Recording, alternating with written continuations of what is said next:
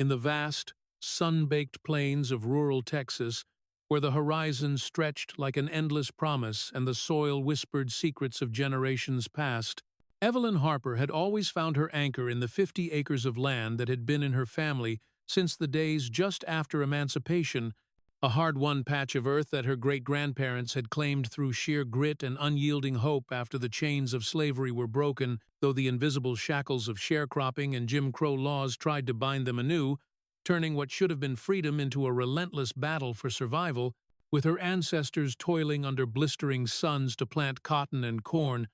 their hands calloused and backs bent, but their spirits unbroken as they passed down stories around flickering kerosene lamps about how this land was more than dirt, it was dignity.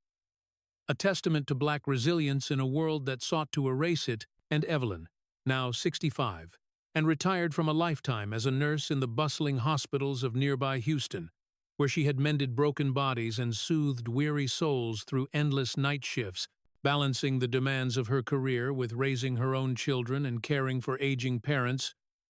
felt that legacy pulse through her veins every time she set foot on the property, remembering how, as a little girl with pigtails and bare feet, she'd run through the wild grasses, chasing butterflies, and listening to her grandmother's tales of hidden escapes during the Underground Railroad era. Though their family had settled here post-Civil War, the land holding echoes of those broader struggles, with buried artifacts like rusted tools from sharecropping days or fragments of pottery from makeshift homes, items Evelyn had unearthed over the years and kept in a weathered trunk in her modest farmhouse, a place painted white with green shutters that stood sentinel at the edge of the acreage, surrounded by ancient oak trees that had witnessed lynchings in distant counties and civil rights marches that rippled even to these quiet corners. And she often walked the boundaries at dawn, the dew kissing her ankles as she traced the old fence lines, feeling a profound connection to her forebears who had fought off land grabs by white speculators in the early 1902, using whatever meager savings they had to pay taxes and fend off fraudulent claims,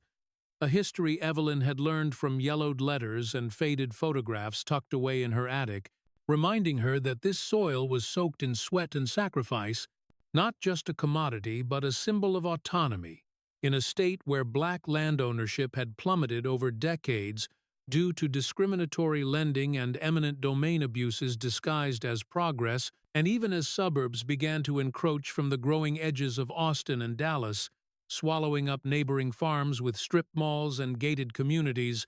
Evelyn remained vigilant, though not yet in the legal sense that would come later, simply by living there part-time, tending a small vegetable garden where tomatoes ripened red and plump, and hosting family reunions under the oaks where cousins laughed over barbecue and shared stories of migration to northern cities during the Great Migration, only to return with a deeper appreciation for this root, this unyielding piece of Texas that had never been sold or subdivided. Despite tempting offers from developers who drove up in shiny trucks with blueprints and promises of quick cash, offers Evelyn politely but firmly declined, her voice steady as she explained that some things weren't for sale, drawing on the strength she had honed in the emergency rooms where life and death hung in the balance, teaching her patience and precision, qualities that now infused her quiet life of reading novels on the porch and volunteering at the local Black History Museum, where she curated exhibits on forgotten figures like her own ancestors, farmers who had built schools and churches from scratch. And it was during one such routine visit to the land, on a crisp morning when the air smelled of fresh earth and distant rain, that Evelyn noticed the first subtle signs of change. A new access road graded smooth where there had been only rutted paths before,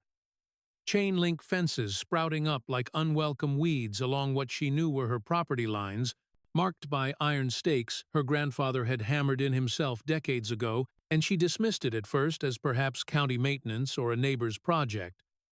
But curiosity gnawed at her,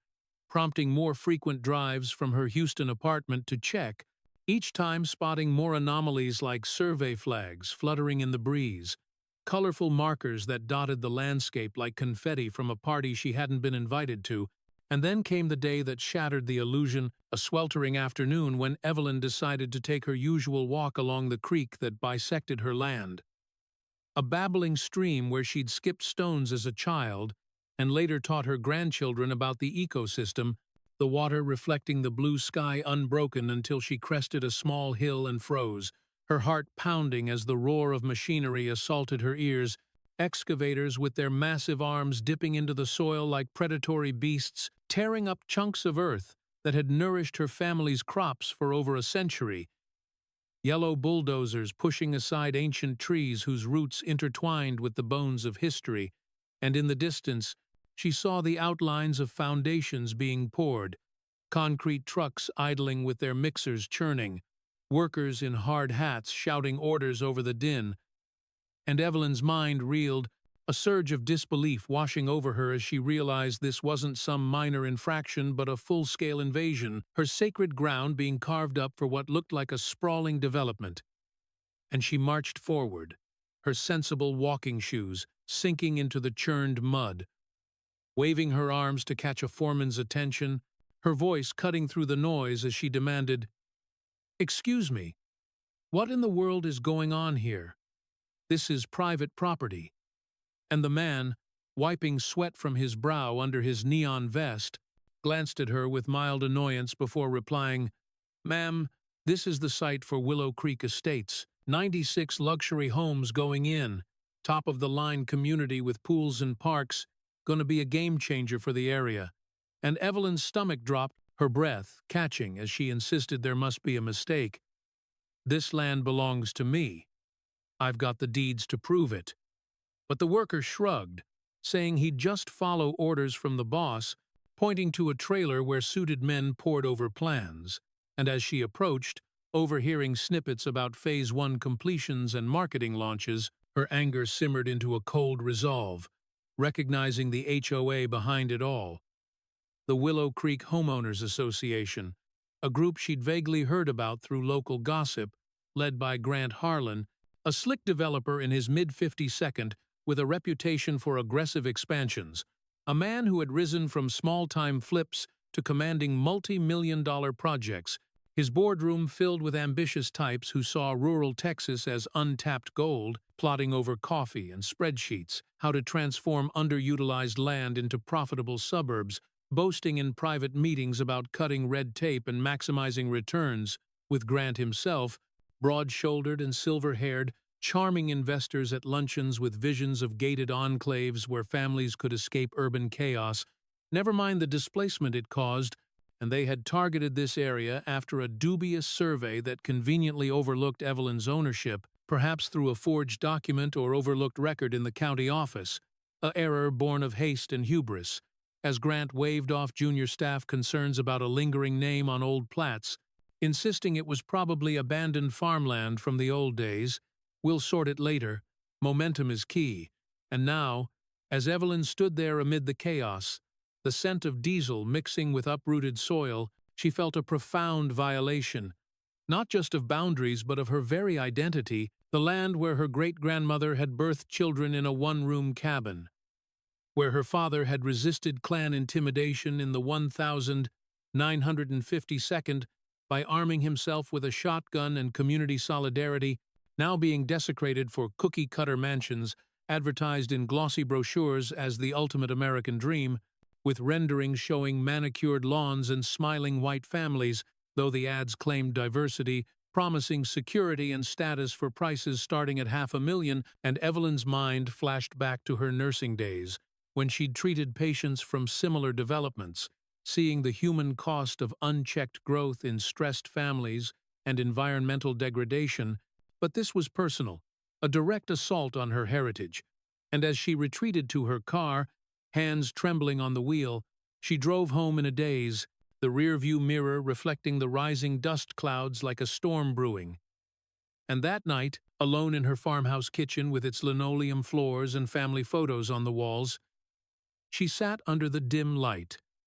sipping chamomile tea to steady her nerves. Her nephew Jamal calling to check in, his voice concerned as she described the scene. "Auntie, that's insane. We gotta do something."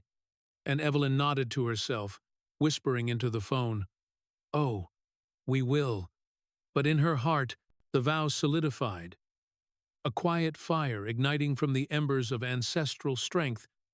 She would not let this stand, though the path ahead loomed uncertain, filled with the weight of history and the sting of betrayal. For this land was her blood, her story, and no amount of concrete could bury that truth as the moon rose high over the disrupted fields, casting shadows that seemed to whisper encouragement from generations gone, urging her to hold fast, to reclaim what was rightfully hers in the face of this brazen encroachment that had unwittingly awakened a force they could never have anticipated, a woman's unyielding trap woven from the threads of legacy and resolve, ready to ensnare those who dared to tread upon it without permission or respect. And as Evelyn finally lay down to sleep, her mind raced with memories of resilience. From her mother's civil rights activism to her own battles against workplace discrimination in the medical field, steeling her for the fight that was just beginning, though the details of strategy remained unspoken in this moment of raw discovery, the emotional foundation laid bare like the torn earth outside her window. In the dim glow of her farmhouse study, surrounded by shelves lined with medical journals from her nursing days and faded maps of Texas counties marked with red pins, denoting historical black settlements, Evelyn Harper delved into the shadows of deception that had shrouded her land's invasion, her fingers tracing the edges of old county records she'd pulled from the local archives during a discreet visit the day after her shocking discovery, not yet involving lawyers but driven by an instinctive need to uncover the how and why behind the bulldozer's assault. And as she pored over microfiche films in the quiet library basement, the hum of the machine echoing her racing thoughts, she stumbled upon discrepancies in the survey reports filed by the Willow Creek HOA, documents that conveniently redrew boundaries to exclude her parcel, hinting at forgery with mismatched signatures and timestamps that didn't align with public records, a revelation that sent chills down her spine as it evoked memories of similar tactics used in the early 20th century to strip black families of their holdings through fraudulent deeds and coerced sales, patterns she'd learned about through community elders who spoke of paper genocide where legal trickery erased ownership overnight. And Evelyn, with her sharp eye honed from diagnosing subtle symptoms in patients, connected the dots to broader racial injustices in Texas land history where thousands of acres had been lost to white speculators via manipulated courts and intimidation, fueling her determination to expose this modern echo without rushing into confrontation, instead opting for covert investigations that began with quiet conversations at the Black History Museum where she volunteered. Enlisting the help of Dr. Lena Brooks, a local historian specializing in post-emancipation land tenure, a wiry woman in her 72nd with glasses perched on her nose and a passion for unearthing buried truths, who agreed to dig deeper pro bono, their meetings held in the museum's back room amid stacks of dusty ledgers where Lena revealed preliminary findings of altered plats possibly tied to a corrupt surveyor with ties to Grant Harlan's network, a man known for greasing palms in rural counties to fast-track developments, and as they cross-referenced digital databases, Evelyn learning to navigate online property portals on her laptop for the first time, the web of deceit unraveled further, showing how the HOA had exploited a loophole in outdated zoning laws meant to protect agricultural lands but twisted to favor urban sprawl, all while Evelyn maintained a facade of normalcy, attending church services at the historic Ebenezer Baptist where hymns of perseverance filled the air, but now whispers circulated in the pews, some congregants eyeing her with suspicion after rumors spread that she was obstructing progress for the community, portraying her as a stubborn holdout against jobs and amenities the new subdivision promised. Racial tensions bubbling beneath the surface as anonymous notes slipped under her door warned of consequences for stirring trouble, scrawled in block letters that made her pulse quicken, evoking the fear her parents had felt during segregation-era threats. Yet Evelyn refused to cower, instead channeling that energy into alliances, reaching out to a pro bono civil rights lawyer named Marcus Hale,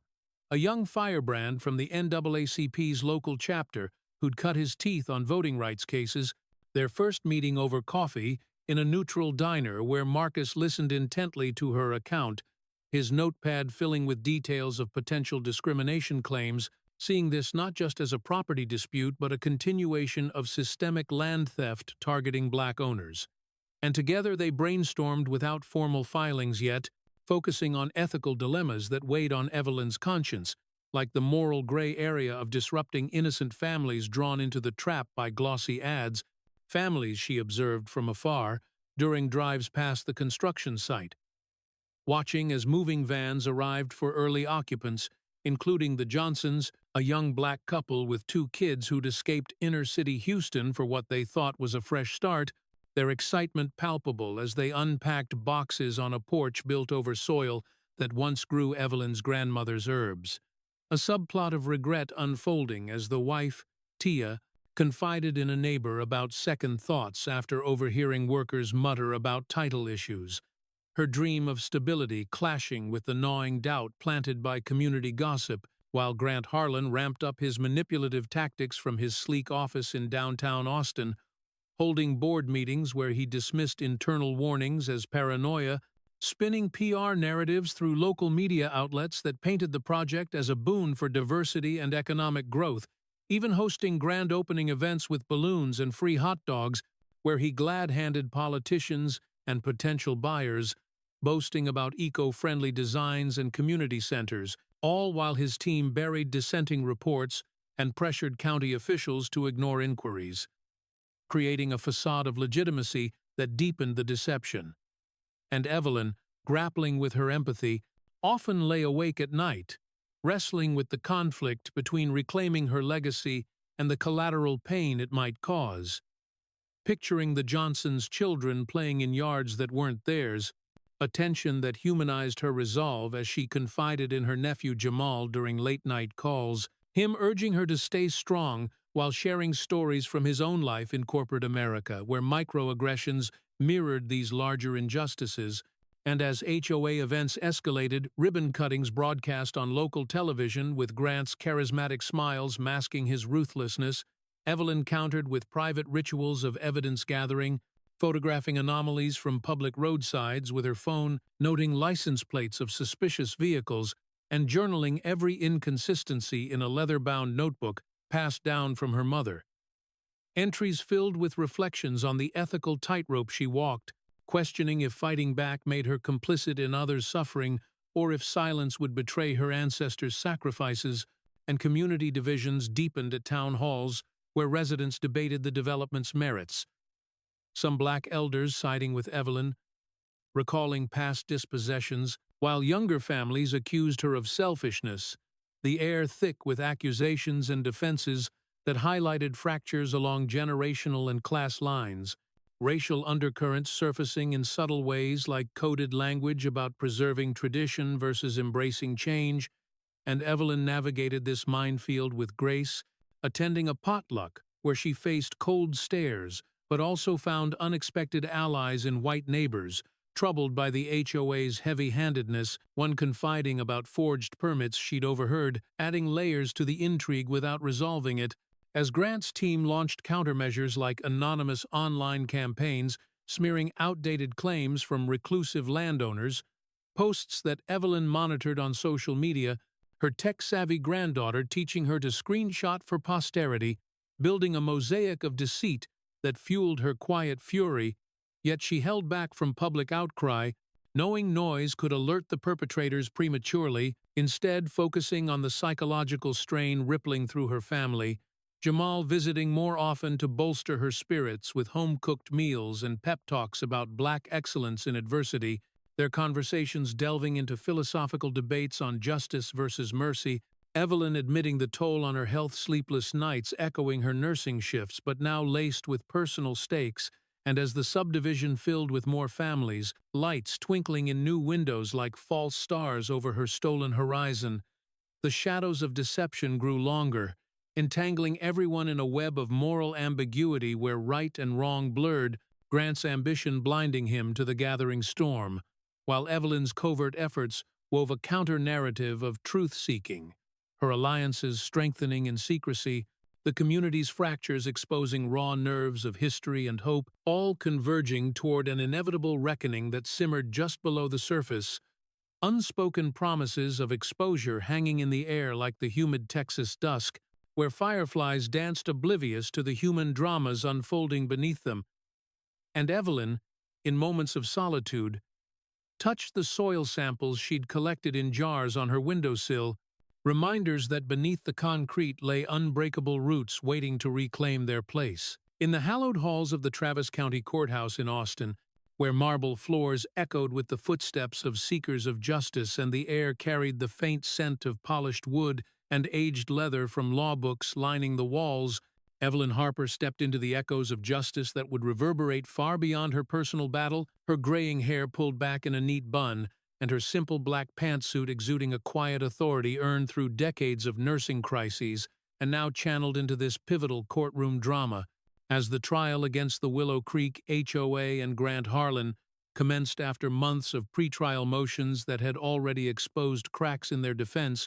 with Judge Elena Ramirez presiding, a no-nonsense Latina jurist known for her sharp rulings on property rights cases, influenced by her own family's immigrant struggles, banging her gavel to silence the packed gallery filled with reporters scribbling notes, anxious homeowners clutching tissues, and activists from civil rights groups waving signs outside about land equity, the proceedings unfolding like a high-stakes theater where every testimony peeled back layers of corruption, starting with Marcus Hale's opening statement that framed the case not merely as trespass, but as a modern manifestation of racial dispossession, citing statistical evidence from expert witnesses on how black land loss in Texas had accelerated since the 1982nd due to predatory development, his voice booming as he presented timelines projected on screens showing the forged survey's digital footprints traced to a subcontractor's IP address. A bombshell that drew gasps when a whistleblower, former HOA intern Sarah Klein, a disillusioned college grad who'd joined for resume padding but grew horrified by overheard bribes, took the stand under oath, her hands fidgeting as she recounted secret meetings where Grant Harlan allegedly handed envelopes to county officials to expedite approvals, her testimony corroborated by leaked emails Marcus had subpoenaed, painting Grant as a puppet master whose empire rested on ethical quicksand. And as cross-examinations intensified, Grant's high-powered attorneys from a flashy Dallas firm tried to discredit her as a disgruntled employee. But Sarah's composure held, revealing a twist when she produced a hidden recording on her phone of Grant boasting about making obstacles disappear. Admissible after fierce legal wrangling that had the judge overruling objections, shifting momentum decisively as historians like Dr. Lena Brooks testified next, weaving narratives of systemic theft with maps overlaying Evelyn's land on historical redlining districts, explaining how such patterns persisted in subtle forms like environmental racism, where developments polluted ancestral waterways, her words resonating with the jury, a diverse panel, including black farmers and suburban moms who nodded thoughtfully, the emotional peak arriving when Evelyn herself testified, her voice steady yet laced with the timbre of lived history, as she described unearthing family relics now buried under concrete. Not seeking sympathy, but demanding accountability, her eyes locking with Grant's across the room, his once smug face paling under the fluorescent lights as he squirmed, and during his own grilling on the stand, Grant faltered under Marcus's relentless questioning about ignored title searches, stammering excuses that rang hollow, the courtroom murmuring when a surprise exhibit surfaced a confidential memo admitting knowledge of potential claims but prioritizing profits, leading to sidebar conferences and heated arguments that extended sessions late into evenings, the jury deliberating for 3 tense days amid media frenzy with headlines blaring ancestral land versus luxury living. Texas showdown. And when the verdict finally came, read aloud in a hushed chamber, the court, affirming Evelyn's ownership with damages awarded in the millions for emotional distress and punitive measures against the HOA for willful negligence, cheers erupting from supporters while homeowners wept, Judge Ramirez adding a stern lecture on corporate responsibility before adjourning, the ripple effects cascading immediately as Grant's empire crumbled with investors fleeing, and his resignation announced in a terse press release, sparking investigations by state attorneys into similar projects statewide, policy changes bubbling up in the Texas legislature, where bills for stricter title verifications and protections for historical black lands gained traction. Inspired by Evelyn's case that became a rallying cry for reform, with activists citing it in petitions that collected thousands of signatures. And in the aftermath, negotiations unfolded in mediated sessions where HOA representatives, now humbled, offered settlements allowing some families to purchase lots at fair market minus penalties, mixed outcomes emerging as the Johnsons opted to relocate with compensation, forming an unlikely bond with Evelyn through letters of mutual understanding, while others fought appeals that dragged on but ultimately failed. Evelyn using her award to establish a community trust, transforming part of the land into a heritage site with walking trails, educational plaques on sharecropping history, and a small museum housing artifacts, ribbon cutting attended by dignitaries and school groups, her mentorship of young activists beginning through workshops at the site where she shared strategies on navigating bureaucracy, empowering a new generation like her granddaughter who pursued law school inspired by the saga, broader societal impacts rippling as documentaries aired on streaming platforms, chronicling the trial with interviews from all sides, sparking national dialogues on equity and real estate, and the enduring scars of racial capitalism. Evelyn reflecting in quiet moments on her porch, overlooking the restored fields now blooming with wildflowers, pondering how justice echoed not in thunderous applause, but in the subtle shifts of policy and perception, her story evolving into legend whispered in barbershops and classrooms, a testament to how one woman's stand could reshape landscapes both literal and metaphorical, the heritage site drawing visitors from afar who left inspired, some donating to expand its reach. And as Evelyn walked the paths with Marcus, now a close friend, discussing future advocacy, she felt the weight of victory not as burden but as wings, lifting her toward horizons where legacy endured unchallenged, the echoes of justice fading into a harmonious future where truth triumphed over greed, lessons etched in the soil for all time, a closure that opened doors to healing and hope in the heart of Texas.